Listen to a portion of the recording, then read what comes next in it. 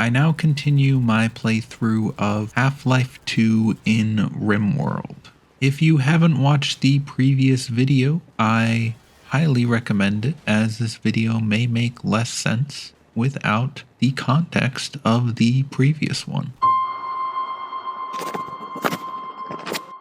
So we rejoin our colonists, Gordon, Alex, and Barney, having built up their base just a little bit. We're digging into the mountain, of course, because I like to create a well-defended fortress. However, we do have several problems. In addition to the fact that in the previous video we learned that Gordon Freeman has cancer, we are low on wood, which is of course a huge problem in these more arid environments in RimWorld. We are low on food because our initial survival packs are running out, and we are being circled by antlion guards. Now, these antlion guards aren't yet outwardly hostile to us, but they do seem rather dangerous, and could probably start hunting our characters at any time. In the previous episode, someone crash-landed into our colony, and in hopes that they would join us, we rescued them and brought them back to our base to recover. However, they decided that they are not going to join our colony and will be leaving soon. Although I must say, they do stick around for quite a while.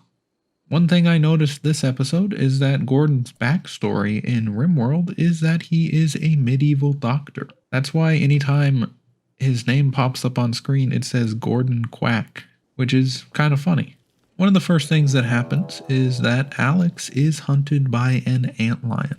Luckily, we are well armed, so we can dispatch it pretty easily. Gordon is of course continuing his research. We are researching smithing because of course we are going to start a crowbar manufacturing business. That only seems proper for this Half-Life themed playthrough. Now, one thing that's been on my mind is that we have not been raided yet. The only country that will be raiding us is of course the Combine. I'm not sure, as I'm not too familiar with the mod, but I wonder how heavily armed they will be. I hope that in the early raids they will not come armed with machine guns. Although I don't think I get around to it in this episode, we do need to start building defenses. We need traps, and we should move along to researching turrets. I'm not sure if these mods add the turrets from Half-Life 2, although that would be pretty cool. Alex is once again hunted by an antlion, and although it takes a little bit more time, we are able to dispatch it. You may notice that Barney is the one who is holding the crowbar now, and not Gordon Freeman. And that's because I realized Barney is more skilled in melee combat. And in fact, he has a trait which makes him angry if he's not holding a melee weapon. So that's the reason for that change. We also seem to be having power shortages, and I attempt to fix this by building a little area where I will put batteries as soon as we research them, but then I quickly realized that they were blocking the windmill. Sometime later, a bunch of chickens join our colony, which is a bit of a surprise. I kind of forgot that I left them in the game. Or maybe when they spawn like that, they might spawn regardless of what I put into the animal spawns checklist. But anyways, we now have about a dozen chickens, and we're going to need to build a farm for them. So anyways, we have about a dozen chickens, and I'm going to attempt to build a little fenced-in area for them. It will be quite dangerous probably to go retrieve the chickens, so I'm not sure how that's going to work. Every time so far that we've kind of left the base to go rescue or help someone, we've been attacked by ferocious Zen creatures, so I'm not really looking forward to dragging a dozen or so chickens up to our pen. Still, it will eventually have to be done.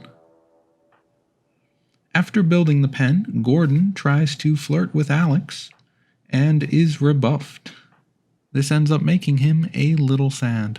However, our luck does turn when a new character decides to join our colony.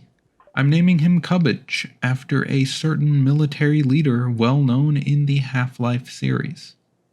Perhaps if we can build a rocket launcher, I will arm him with it. Anyways, my goals for the next bit of this series are to build up our defenses and actually go on the offensive to capture the nearest Combine-controlled settlement.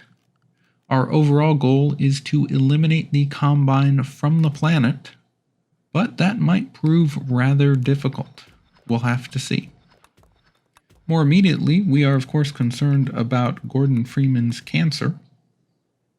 The video series may end if he ends up dying of cancer.